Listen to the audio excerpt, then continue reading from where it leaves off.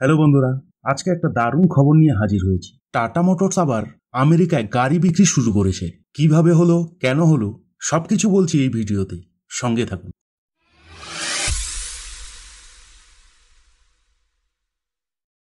কয়েকদিন আগে আমেরিকার প্রাক্তন প্রেসিডেন্ট ডোনাল্ড ট্রাম্প একটা বড় ঘোষণা দেন। বিদেশ থেকে গাড়ি এলে অনেক বেশি কর দিতে হবে। এই কারণে টাটার জাগুয়ার অ্যান্ড ল্যান্ড রোভার গাড়ি আমেরিকায় পাঠানো বন্ধ হয়ে যায়। কিন্তু এখন একটি ভালো খবর এসেছে। টাটা মোটরস আবার তাদের জাগুয়ার অ্যান্ড ল্যান্ড রোভার গাড়িগুলি আমেরিকায় পাঠানো শুরু করেছে। তারা সরকারের সাথে কথা বলে সমস্যার একটা সমাধান বের করেছে। আমেরিকা টাটা মোটরসের জন্য খুবই বড় বাজার। রপ্তানি শুরু হওয়া মানে কোম্পানির লাভ বাড়বে, শেয়ারের দাম উপরে যাবে এবং টাটা আবার বিশ্ববাজারে নিজের নাম ফিরে পাবে। মার্কিন যুক্তরাষ্ট্র সমস্ত গাড়ি আমদানিতে 25% শুল্ক ধার্য করার কারণে এপ্রিল মাসে কোম্পানিটি তাদের গাড়ি বিক্রি বন্ধ করে দিয়েছিল।